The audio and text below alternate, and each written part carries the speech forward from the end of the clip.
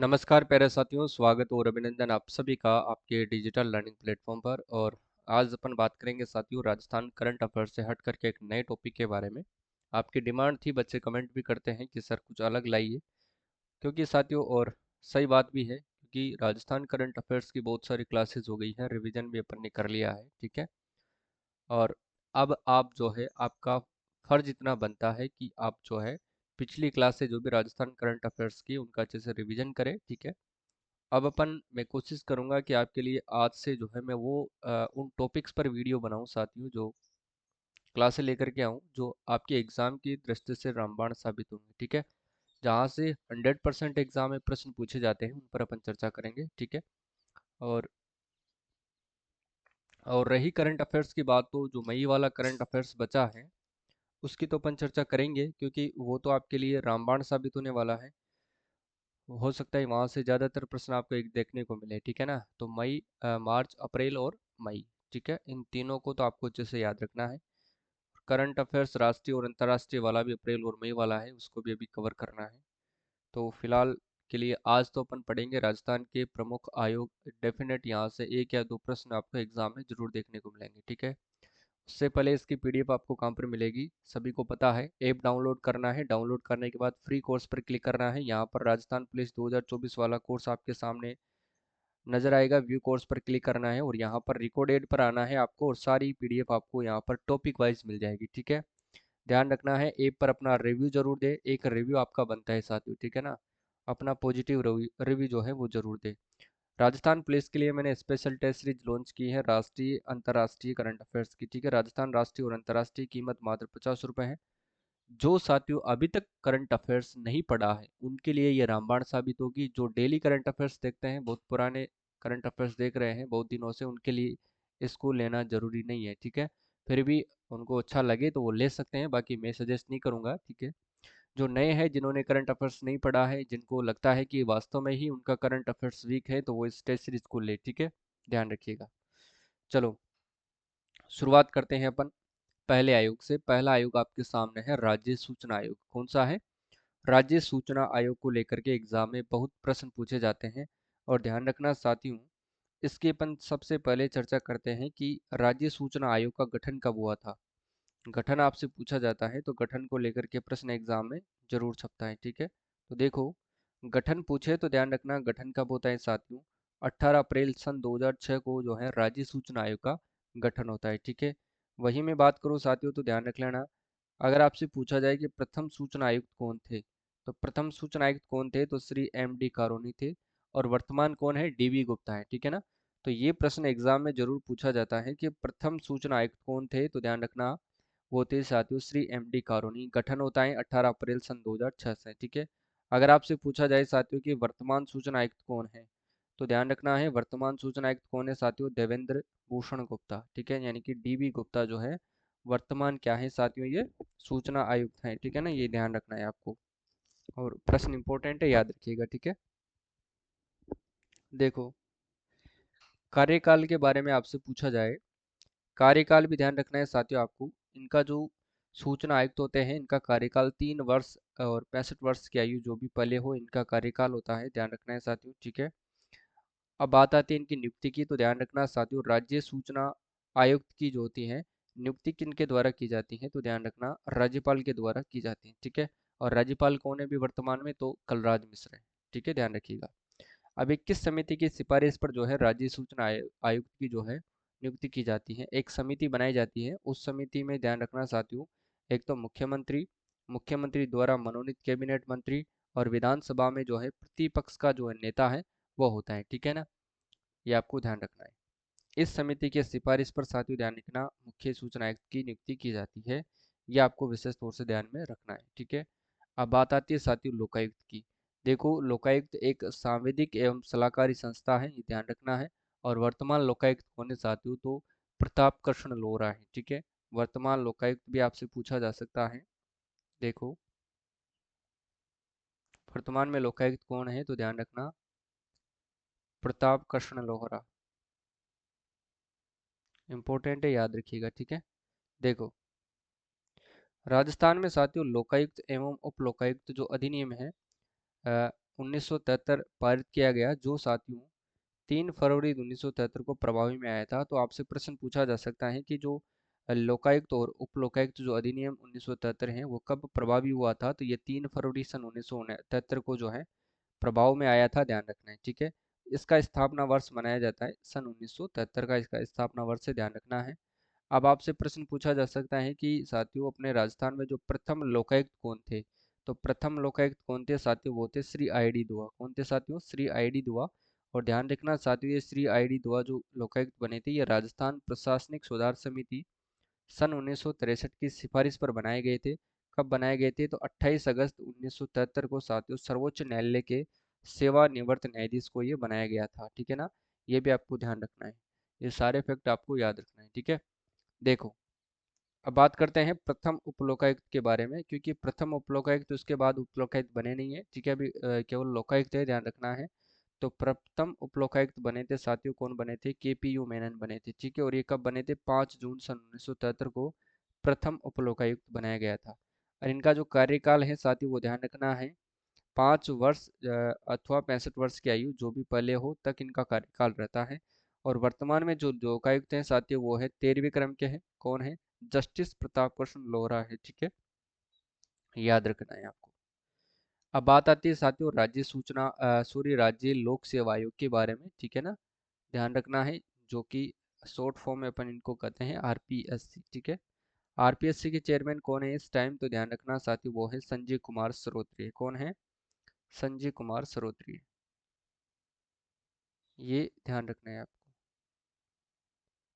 संजय कुमार सरोत्रिय जो है अभी वर्तमान में आरपीएससी के चेयरमैन हैं।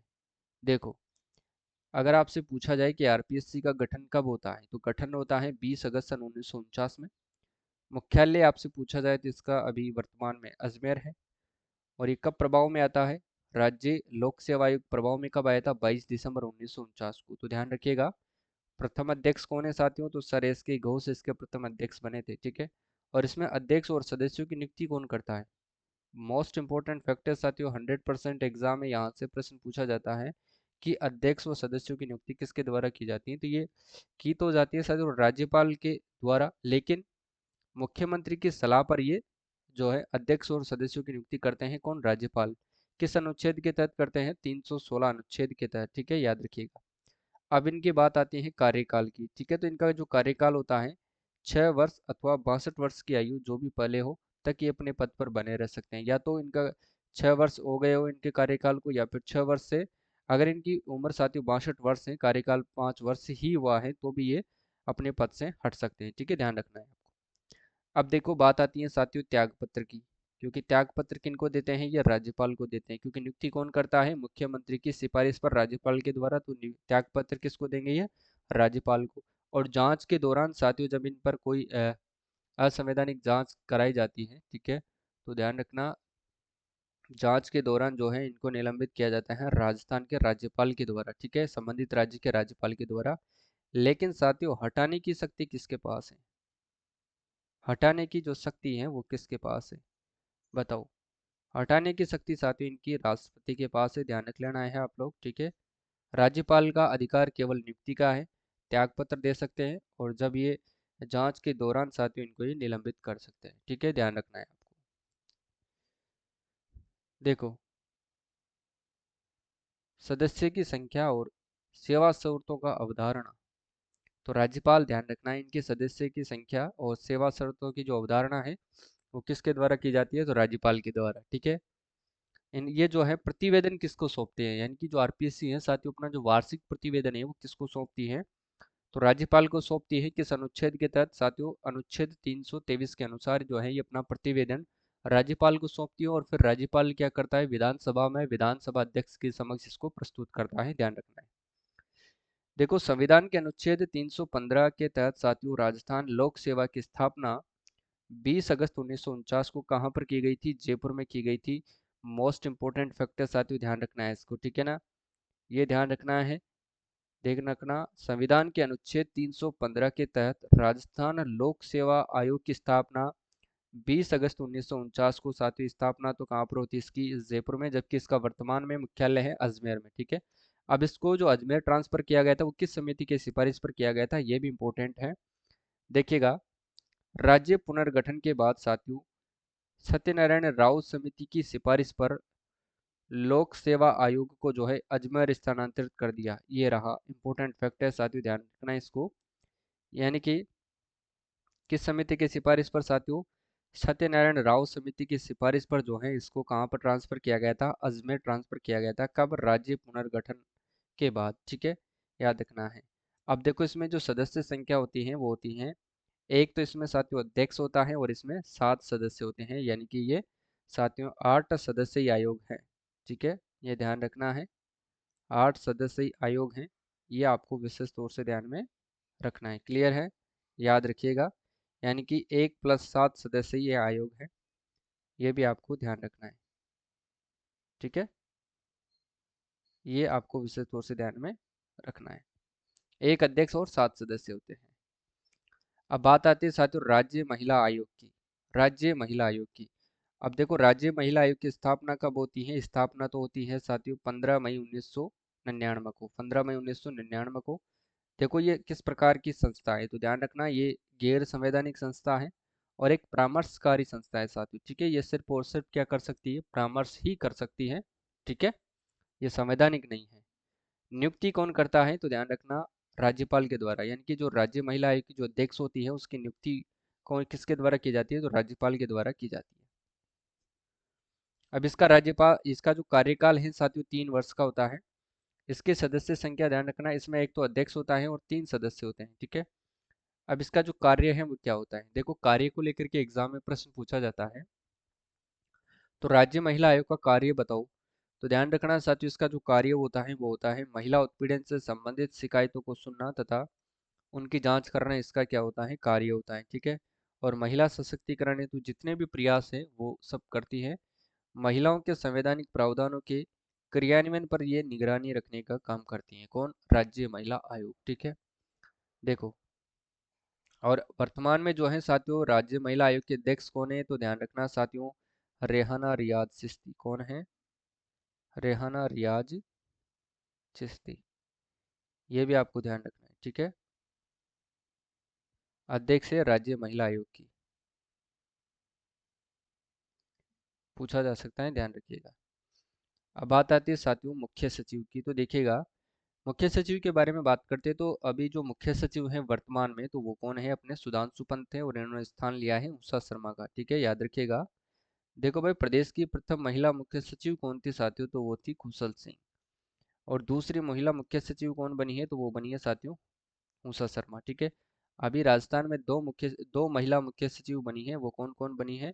एक तो बनी है साथियों कुशल सिंह बनी है और दूसरी बनी है साथियों उषा शर्मा।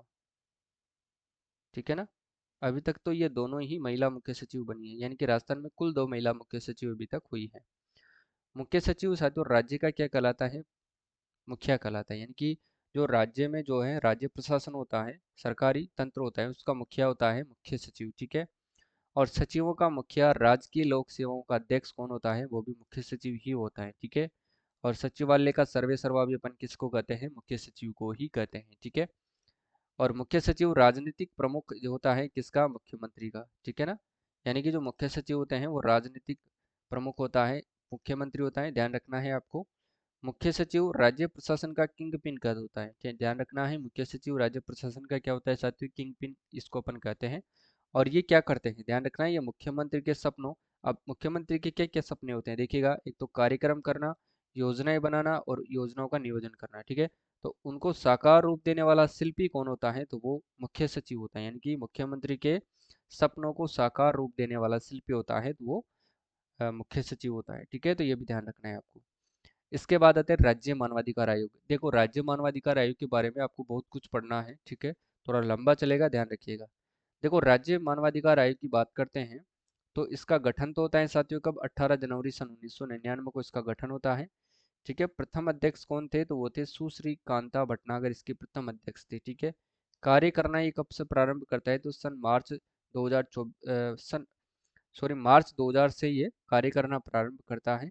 मुख्यालय कहाँ पर इसका? तो जयपुर में इसका मुख्यालय है और इसका कार्यकाल ध्यान रखना साथियों 3 वर्ष अथवा 70 वर्ष की आयु पूर्ण होने तक इस पर जो है राज्य मानवाधिकार आयोग के अध्यक्ष और सदस्य जो है वो पद पर बने रह सकते हैं। ठीक है।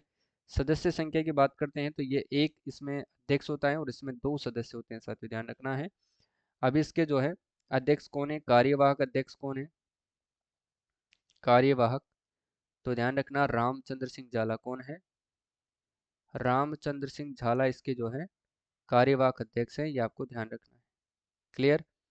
देखो इसके बारे में कुछ महत्वपूर्ण बातें, इनकी कार्यकाल को लेकर के कुछ बातें हैं, उस पर अपन चर्चा करते हैं। देखिएगा, पहले राज्य मानवाधिकार आयोग के अध्यक्ष और सदस्य अपने पद पर पद धारण करने की तिथि से 5 वर्ष अथवा 70 वर्ष आयु पूर्ण होने तक बने रह सकते थे, परंतु मानवाधिकार संशोधन विधेयक सन 2019 के द्वारा इनके कार्यकाल को कम करके 3 वर्ष अथवा 70 वर्ष की आयु पूर्ण होने तक ही कर दिया गया है। ठीक है। तथा अध्यक्ष को दोबारा जो है नियुक्त होने के लिए योग्य कर दिया गया है। पहले दोबारा नियुक्त होने के योग्य नहीं था, लेकिन अब इनको दोबारा नियुक्त होने के योग्य कर दिया गया है। ठीक है। किस नियम के द्वारा, मानवाधिकार संशोधन विधेयक सन 2019 के द्वारा घटा करके 2 वर्ष घटा दिया गया है, 3 वर्ष कर दिया गया है। ठीक है। अब अध्यक्ष दोबारा क्या हो सकता है, नियुक्त हो सकता है। ठीक है। अब बात आती है इसके आगे, अपन चर्चा करते हैं राज्य मानवाधिकार आयोग की अध्यक्ष और सदस्यों की नियुक्ति धारा 22 के द्वारा राज्यपाल के द्वारा एक समिति की सिफारिश पर की जाती है और इस समिति के निम्नलिखित अध्यक्ष और सदस्य इसमें शामिल होते हैं। तो 21 समिति के सिफारिश पर साथियों राज्य मानवाधिकार आयोग के अध्यक्ष और सदस्यों की नियुक्ति की जाती है। और नियुक्ति कौन करता है साथियों, राज्यपाल करता है। ध्यान रखना है आपको। ठीक है ना, यहाँ पर लिख देता हूँ मैं, इनकी जो नियुक्ति करता है वो कौन करता है, राज्यपाल करता है। ठीक है, ध्यान रखिएगा। देखो, अध्यक्ष कौन होता है, समिति का अध्यक्ष होता है मुख्यमंत्री। ठीक है। इसमें एक विधानसभा का अध्यक्ष जो सदस्य होते हैं, संबंधित राज्य का गृह मंत्री इसमें जो है सदस्य होता है, संबंधित राज्य की विधानसभाओं में विपक्ष का नेता साथी इसमें सदस्य होता है, विधानसभा का सभापति इसमें विधान परिषद का सभापति सदस्य होता है और विधान परिषद में विपक्ष का नेता सदस्य होता है, अगर विधान परिषद है तो। ठीक है, नहीं है तो कोई दिक्कत नहीं है। बाकी अपने राजस्थान में तो है नहीं, ये ध्यान रखना है आपको। ठीक है ना। चलो आगे देखो, मानवाधिकार आयोग अध्यक्ष नियुक्त होने के लिए निम्नलिखित योग्यताएं होनी आवश्यक हैं। देखिएगा, उच्च न्यायालय का सेवानिवृत्त मुख्य न्यायाधीश के अलावा उच्च न्यायालय के सेवानिवृत्त न्यायाधीश, यानी कि संशोधन अधिनियम 27 जुलाई 2019 के द्वारा, यानी कि जो उच्च न्यायालय का सेवानिवृत्त मुख्य न्यायाधीश के अलावा उच्च न्यायालय का सेवानिवृत्त न्यायाधीश भी साथ ही इसके अध्यक्ष पद पर नियुक्त हो सकता है। ठीक है। कौन से अधिनियम के द्वारा, 27 जुलाई 2019 के द्वारा। ठीक है। अब देखो, सदस्य नियुक्त होने के लिए निम्नलिखित योग्यता होनी चाहिए, वो कौन कौन सी योग्यता है। एक तो साथ ही वो उच्च न्यायालय का न्यायाधीश हो। ठीक है, या फिर रहा है, या फिर राज्यों में, ध्यान रखना, जिला न्यायाधीश रहा है तथा उसे जिला न्यायाधीश के रूप में कार्य करने का कम से कम कितने वर्ष का अनुभव हो, 7 वर्ष का अनुभव हो। ठीक है, तो वो सदस्य बन सकता है। एक सदस्य जिसकी नियुक्ति उन व्यक्तियों में से की जाएगी जिन्हें या तो उनको मानवाधिकारों से संबंधित मामलों का विशेष ज्ञान हो अथवा वो व्यवहारिक अनुभव मानवाधिकारों के बारे में रखता हो। ठीक है, उनको सदस्य बनाया जाएगा। तो दो सदस्य हो गए। ठीक है, एक तो वो सदस्य होगा जो जिनको मानवाधिकारों का से संबंधित जो भी मामले होते हैं उनका एक तो विशेष ज्ञान होता है और एक व्यवहारिक अनुभव होता है। दूसरा सदस्य वो होगा या तो फिर वो उच्च न्यायालय का न्यायाधीश है या फिर रहा है, या फिर साथ ही वो जिला न्यायाधीश रहा है, लेकिन उनको जिला न्यायाधीश के रूप में कार्य करने का कम से कम तक 7 वर्ष का अनुभव उनको होना चाहिए। तो वही राज्य मानवाधिकार आयोग का सदस्य नियुक्त होने के लिए योग्य है। ठीक है। और अध्यक्ष की बात करें तो अध्यक्ष में तो ध्यान रखना, या तो फिर वो उच्च न्यायालय का सेवानिवृत्त यानी कि रिटायर्ड मुख्य न्यायाधीश हो, या फिर उसके अलावा वो उच्च न्यायालय का रिटायर्ड न्यायाधीश भी चलेगा। अधिनियम कौन सा रहेगा, तो ध्यान रखना संशोधन अधिनियम है 27 जुलाई 2019 के द्वारा। ठीक है, ध्यान रखिएगा। अब देखो, अध्यक्ष का पद रिक्त होने पर कौन अध्यक्ष पद पर कार्य करता है। अब कभी कभी ऐसा भी होता है कि अध्यक्ष का पद भी क्या होता है साथियों, रिक्त होता है। अब वो किस कंडीशन में होता है उस पर अपन चर्चा करते हैं। यदि धारा 25 के अनुसार साथियों अध्यक्ष की मृत्यु होने पर त्याग पत्र देने अथवा किसी भी प्रकार से उसका पद रिक्त होने पर नए अध्यक्ष की नियुक्ति किए जाने तक राज्यपाल किसी अन्य सदस्य को अध्यक्ष के रूप में प्राधिकृत कर सकता है। ध्यान रखना है। ठीक है। अवकाश पर चले जाने पर या किसी प्रकार से अपने कार्यों का निर्वहन करने में असमर्थ हो जाने की दशा में तथा उसके पुनः कार्यभार संभालने तक राज्यपाल जो है किसी अन्य सदस्य को अध्यक्ष पद के कार्यों का निर्वहन करने के लिए प्राधिकृत कर सकता है, यानी कि नियुक्त कर सकता है। ध्यान रखना है, ठीक है, याद रखिएगा। अब आगे देखो, अब बात आती है राज्य मानवाधिकार आयोग के कार्य। अब इसका कार्य क्या है? अपन ने इसके गठन की बात करी, इसके अध्यक्ष और सदस्यों की बात करी, इसके निकाय की बात करी, इसकी संवैधानिक चर्चा बात करी, इनके सदस्य और अध्यक्ष के कैसे योग्यताएं होती है उसकी अपन ने चर्चा करी, ठीक है। अब बात आती है इसका कार्य क्या होता है। तो इसका जो कार्य होता है साथियों, वो होता है किसी भी जेल को ये जाकर के देख सकते हैं, यानी कि जेलों को देखना। जेल के अंदर जो जेलर रहते हैं, जो कैदी रहते हैं, उनके मानवाधिकारों का हनन तो नहीं हो रहा है, ठीक है, या फिर उनके मानवाधिकारों की रक्षा करते हैं, उन पर कोई साथियों शोषण तो नहीं हो रहा है उनका, ठीक है ना। तो उस प्रकार से किसी भी जेल को देख सकते हैं, इनका कार्य होता है। और कैदियों के मानवाधिकारों की ये जांच कर सकते हैं, उनका उल्लंघन, उनका शोषण तो नहीं हो रहा है, ठीक है। अब देखो, मानव अधिकारों की सुरक्षा का पुनरावलोकन ये करते हैं, और मानव अधिकारों के उल्लंघन के स्वेच्छा से जांच करना इनका कार्य है। सिफारिश करना या फिर सलाह देना। और ये ध्यान रखना साथियों, किसी के अगर मानवाधिकारों का उल्लंघन हो रहा है तो उस मामले में साथियों सिफारिश कर सकते हैं या फिर सलाह दे सकते हैं, ठीक है ना। इनको किसी भी प्रकार का दंड देने का अधिकार नहीं है, ठीक है, याद रखिएगा।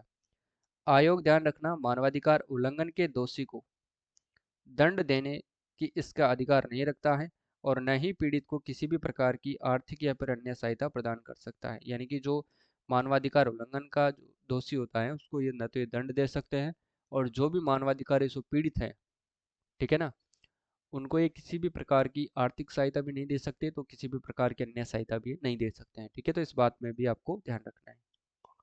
देखो, राज्य मानवाधिकार के उल्लंघन की शिकायतों की जांच कर सकता है। राज्य मानवाधिकार के उल्लंघन की शिकायतों की जांच कर सकता है। तो ध्यान रखना है, एक तो स्व प्रेरणा से कर सकता है, किसी पीड़ित के द्वारा अर्जी प्रस्तुत किए जाने पर, यानी कि एक तो खुद की इच्छा से कर सकता है। अगर किसी को इच्छा होती है तो चलो इसके मानवाधिकारों की जांच करते हैं, या फिर कोई पीड़ित है उसके द्वारा कोई भी अर्जी यानी कि चिट्ठी लिखी जाती है मानवाधिकार आयोग को, तो उसकी चिट्ठी के अनुसार भी ये कर सकते हैं।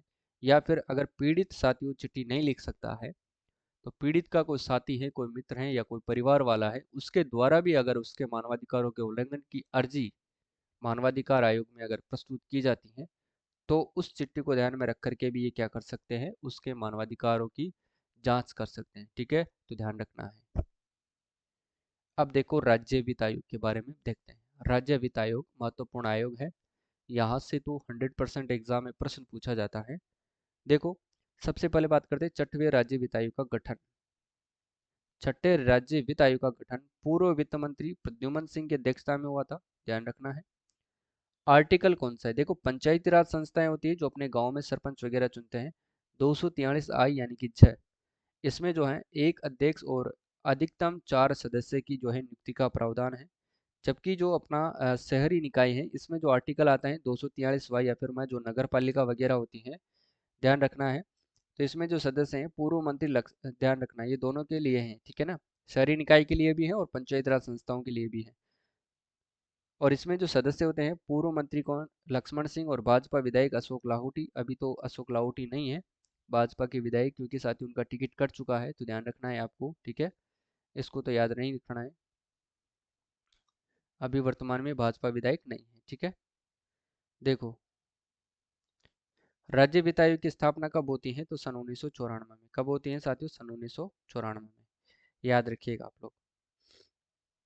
देखो, अनुच्छेद 280 के तहत वर्ष 1993 से देश के सभी राज्यों में राज्य वित्त आयोग का गठन किया गया है। देखो, प्रथम वित्त आयोग के अध्यक्ष कौन थे? तो कृष्ण कुमार गोयल थे। दूसरे वित्त आयोग के अध्यक्ष कौन थे? हीरालाल देवपुरा। तीसरे वित्त आयोग के अध्यक्ष थे मणिक चंद्र सुराणा। चौथे वित्त आयोग के अध्यक्ष कौन है? बीडी कल्ला, ठीक है। पांचवें वित्त आयोग के अध्यक्ष कौन है? तो श्रीमती ज्योति किरण शुक्ला, ठीक है ना, याद रखिएगा। अब यहाँ से अशोक लाहौटी, ध्यान रखना भाई, अशोक लाहौटी अभी वर्तमान में विधायक नहीं है। इनके सीट से साथियों अपने जो मुख्यमंत्री भजनलाल जो शर्मा थे साथियों, वो जीत करके आए हैं, जो सीएम बने हैं, ठीक है। तो इन्हीं की सीट थी वो सांगानेर विधानसभा सीट से ये चुनाव लड़ते थे अशोक लाहौटी, ठीक है, याद रखिएगा। देखो अगला, देखो भाई, राज्य निर्वाचन आयोग के बारे में बात करते हैं, ठीक है। राज्य निर्वाचन आयोग के बारे में ध्यान रखिएगा। देखो भाई, मुख्य निर्वाचन आयुक्त की मैं बात करता हूँ। मुख्य निर्वाचन आयुक्त कौन है अभी वर्तमान में? मधुकर गुप्ता है।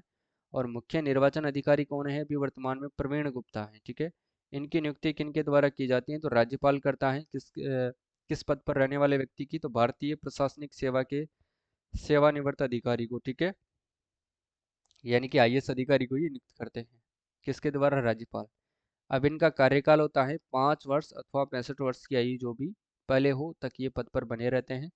मधुकर गुप्ता की मैं बात करूँ तो साथियों इन्होंने प्रेम सिंह मेहरा का क्या लिया है? स्थान लिया है। ठीक है ना। मधुकर गुप्ता ने किन का स्थान लिया है? प्रेम सिंह मेहरा का साथियों इन्होंने स्थान लिया है। ठीक है, याद रखिएगा।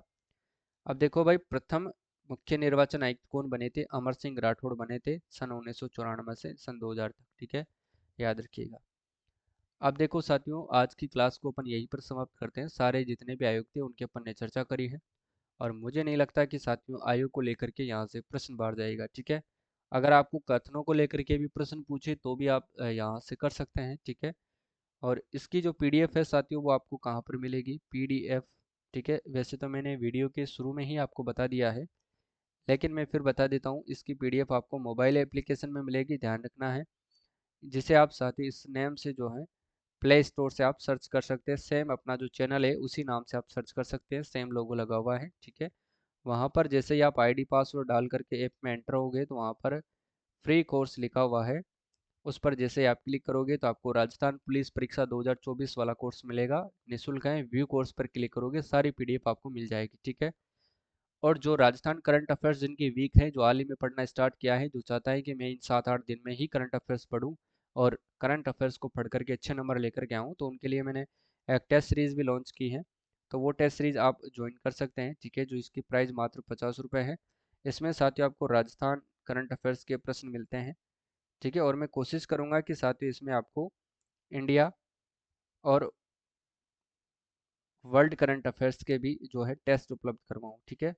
तो वैसे राजस्थान के तो मैंने अपलोड कर दिए हैं 4 टेस्ट 5 टेस्ट, आज आपको 6 टेस्ट हो जाएंगे टोटल। ठीक है, इसमें टॉपिक वाइज टेस्ट होंगे। ठीक है, 3 महीने फुल टेस्ट सारे ऑल ओवर करंट अफेयर्स बाद में। और एक आपको योजनाओं का, एक आपको बजट का मिल जाएगा। ठीक है, ऐसे करके अपन टॉपिक वाइज करेंगे। स्पोर्ट्स का अलग दे दूंगा, चर्चित व्यक्ति चर्चित स्थानों का अलग से दे दूंगा। ठीक है। तो ये टेस्ट आपको मिलेंगे, इसके बाद आपका करंट अफेयर से आप मुक्त हो सकते हो। लगभग साथियों 95% करंट अफेयर्स आपका यहाँ से कवर हो जाएगा। पूरा 100% तो नहीं कर सकता, पर 95% मैं कह सकता हूँ कि यहाँ से आपका करंट अफेयर्स अच्छा हो जाएगा। प्रश्न आपको यहीं से मिलेंगे। ठीक है। और क्लास आपको कैसी लगती है आप कमेंट जरूर करें। और ऐप पर जाकर के साथियों अपना रिव्यू जरूर दें। ऐप पर जाकर के अपना रिव्यू जरूर दे साथियों। ठीक है ना, अपना पॉजिटिव रिव्यू दे, ताकि उससे जो है अपना एप्लीकेशन प्ले स्टोर पर ज़्यादा से ज़्यादा रैंक करता है। ठीक है। तो आज के लिए बस इतना ही, मिलते हैं कल वाली क्लास में। तब तक के लिए सभी प्यारे साथियों को, सभी प्यारे विद्यार्थियों को और राधे राधे, सभी को जय श्री कृष्णा और सभी को जय श्री राम। ठीक है, धन्यवाद। जय हिंद, जय भारत, जय जवान, जय किसान।